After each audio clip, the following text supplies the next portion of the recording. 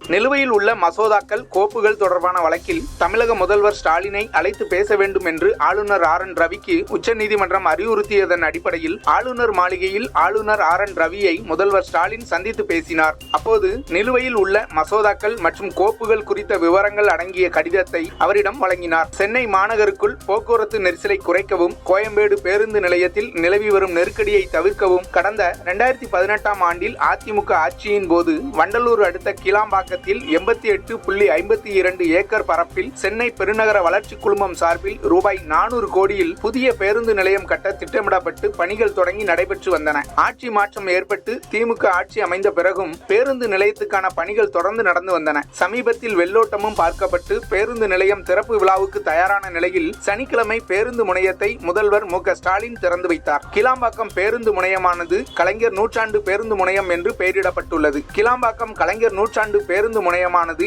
இன்றிலிருந்து செயல்பாட்டுக்கு வரும் என தமிழக அரசு அறிவித்துள்ளது. இனி தென் மாவட்டங்களுக்கு செல்லக்கூடிய பேருந்துகள் இங்கிருந்தே இயக்கப்பட உள்ளன. மழை வெள்ளத்தினால் பாதிக்கப்பட்ட மாவட்ட மக்களுக்கு வீட்டு வசதி, தொழிற்கடன் வழங்க ரூபாய் 1000 கோடி மதிப்பிலான நிவாரண தொகுப்பு குறித்து அறிவிப்பு வெளியிட்டுள்ளார் தமிழக முதல்வர் மு க ஸ்டாலின். ஊரக வளர்ச்சித்துறை மூலம் முழுவதுமாக சேதமடைந்த வீடுகளை மீண்டும் புதிதாக கட்டுவதற்கு ரூபாய் 4 லட்சம் வழங்கிடவும், பகுதி சேதமடைந்த வீடுகளுக்கு தலா ரூபாய் 2 லட்சம் வரை வழங்கிடவும் முதல்வர் உத்தரவிட்டுள்ளார். இத்திட்டம் திருவள்ளூர், காஞ்சிபுரம், செங்கல்பட்டு ஆகிய மாவட்டங்களிலும் செயல்படுத்தப்படும். இத்திட்டத்தின் மூலம் மொத்தம் 385 கோடி ரூபாய் மதிப்பீட்டில் 4577 புதிய வீடுகள் கட்டப்படும். 9975 வீடுகளுக்கு பழுது நீக்கும் பணிகள் மேற்கொள்ளப்படும். பயிர்கள் சேத இழப்பீட்டு நிவாரணமாக மொத்தம் 250 கோடி ரூபாய் வழங்கப்படுகிறது. சிறு வணிகர்கள், சிறு கடை உரிமையாளர்கள் மற்றும் தெருவோர வியாபாரிகளுக்கு ரூபாய் 10,000 வரை 4% வட்டி, ரூபாய் 1 லட்சம் வரை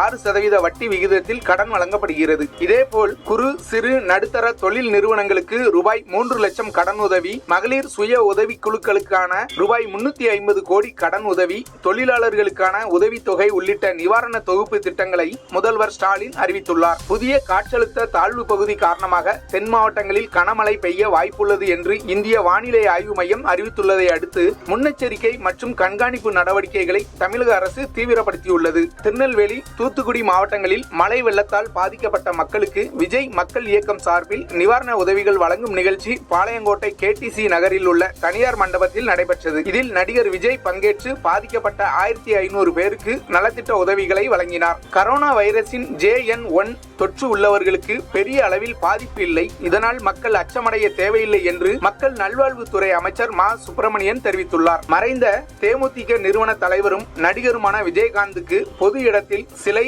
மற்றும் மணிமண்டபம் அமைக்க வேண்டும் என தமிழக அரசுக்கு தேமுதிக பொதுச் செயலாளரும் விஜயகாந்தின் மனைவியுமான பிரேமலதா கோரிக்கை விடுத்துள்ளார். அயோத்தியில் 240 கோடி ரூபாய் மதிப்பில் புதுப்பிக்கப்பட்ட ரயில் நிலையத்தையும் 1450 கோடி ரூபாய் மதிப்பில் கட்டப்பட்டுள்ள விமான நிலையத்தையும் பிரதமர் நரேந்திர மோடி சனிக்கிழமை இன்று திறந்து வைத்தார். இந்தியாவில் கடந்த 24 மணி நேரத்தில் புதிதாக 743 பேருக்கு கரோனா தொற்று உறுதி செய்யப்பட்டுள்ளது. இந்நிலையில் நாடு முழுவதும் தற்போது கரோனா தொற்றால் பாதிக்கப்பட்டு சிகிச்சை பெற்று வரும் நோயாளிகளின் எண்ணிக்கை 3997 ஆக அதிகரித்துள்ளதாக மத்திய சுகாதார அமைச்சகம் தெரிவித்துள்ளது. அயோத்தி ராமர் கோயில் கும்பாபிஷேகம் நடைபெற உள்ள ஜனவரி 22ஆம் தேதி நாட்டு மக்கள் அனைவரும் தங்களின் வீடுகளில் ராம ஜோதியை ஏற்ற வேண்டும் என்று பிரதமர் நரேந்திர மோடி வேண்டுகோள் விடுத்துள்ளார்.